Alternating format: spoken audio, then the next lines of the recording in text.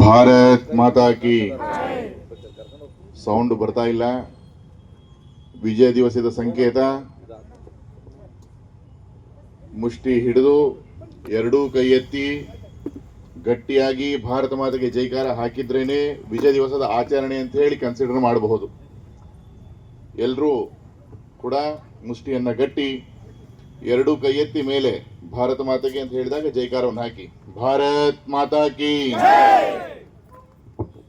ಭಾರತ್ ಮಾತಾ ಕಿ, ವಂದೇ ವಂದೇ, ಜಿಂದಾಬಾದ್ ಜಿಂದಾಬಾದ್, Indian army ಜಿಂದಾಬಾದ್, ಜಿಂದಾಬಾದ್ ಜಿಂದಾಬಾದ್, ಜಿಂದಾಬಾದ್ ಜಿಂದಾಬಾದ್.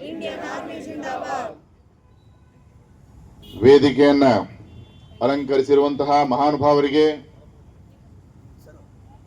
ಇವತ್ತಿನ ಕಾರ್ಯಕ್ರಮದ ಕೇಂದ್ರ ಬಿಂದುಗಳಾಗಿರ್ತಕ್ಕಂತಹ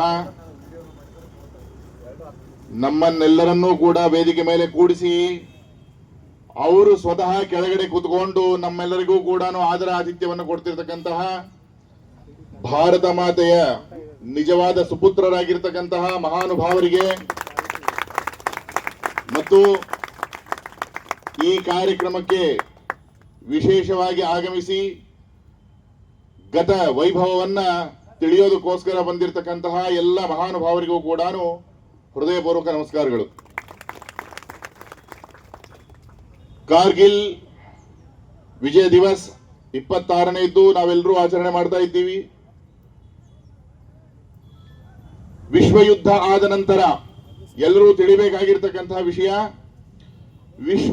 ಎರಡನೇ ವಿಶ್ವ ಯುದ್ಧ ಆದ ನಂತರ ಅತ್ಯಧಿಕವಾಗಿ ಬಂಬಾರಿ ಆಗಿರ್ತಕ್ಕಂತಹ ಯುದ್ಧ ಅಂತ ಯಾವ್ದಾದ್ರು ನಡೆದಿದೆ ಅಂತ ಅನ್ನೋದಾದ್ರೆ ಅದು ಕಾರ್ಗಿಲ್ ಯುದ್ಧ. ಅದು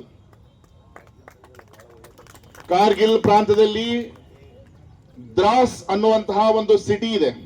ದ್ರಾಸ್ ಅಂತ ನಮ್ಮವರಿಗೆ ಮಹಾನುಭಾವರಿಗೆ ಗೊತ್ತು. 1993ನಲ್ಲಿ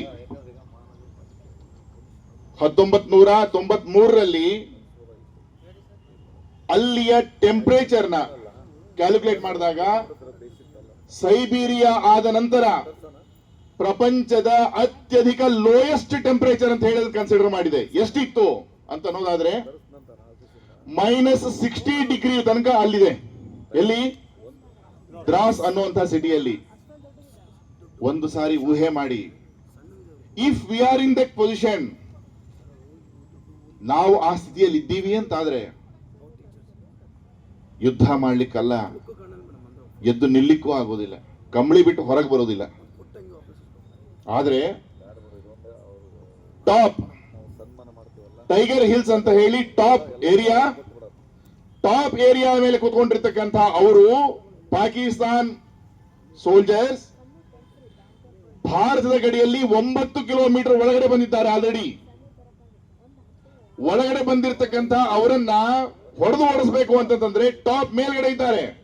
ಕೆಳಗಡೆಯಿಂದ ಕಲ್ಲು ಹೋಗಿದ್ರು ಕೂಡ ಗ್ರಾವಿಟಿ ಫೋರ್ಸ್ಗೆ ಆ ರೇಂಜ್ ಅಲ್ಲಿ ಅದು ಹೋಗೋದಿಲ್ಲ. ಮೇಲ್ಗಡೆಯಿಂದ ಸಣ್ಣ ಕಲ್ಲು ಹಾಕಿದ್ರು ಕೂಡ ಬುಲೆಟ್ ರೇಂಜ್ ಅಲ್ಲಿ ಬಂದು ನಿಮಗೆ ತಗಲುತ್ತದೆ. ಅಂತಹ ಪರಿಸ್ಥಿತಿಯಲ್ಲಿಯೂ ಕೂಡ ಈ ಭಾರತದ ಮಾತೆಯ ಸುಪುತ್ರರಾಗಿರ್ತಕ್ಕಂತಹ ಈ ಯೋಧರು ಯಾವ ವಿಧದಿಂದ ಹೋರಾಟ ಮಾಡಿದ್ರು ಅಂತಂದ್ರೆ, ಪಾಕಿಸ್ತಾನ್ ಎಲ್ಲವನ್ನೂ ಕೂಡ ಬಿಟ್ಟು ಆಗಿನ ಕಾಲದ ಪ್ರಧಾನಮಂತ್ರಿ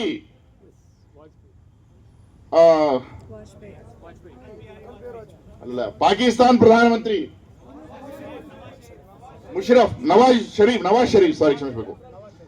ನವಾಜ್ ಶರೀಫ್ ಅಮೆರಿಕ ಅಧ್ಯಕ್ಷರ ಹತ್ರ ಓಡಿ ಹೋಗಿ ಕೇಳ್ಕೋದ್ರಂತೆ, ಭಾರತ ನಮ್ಮ ಮೇಲಿನ ಹತ್ತು ಬಂದ್ಬಿಟ್ಟಿದೆ, ನಾವು ಬದುಕಿ ಉಳ್ಲಿಕ್ಕೆ ಆಗೋದಿಲ್ಲ, ದಯವಿಟ್ಟು ಈ ಯುದ್ಧವನ್ನ ಸ್ಟಾಪ್ ಮಾಡ್ಲಿಕ್ಕೆ ಹೇಳಿ ಅಂತ ಹೇಳಿ 12ನೇ ತಾರೀಕು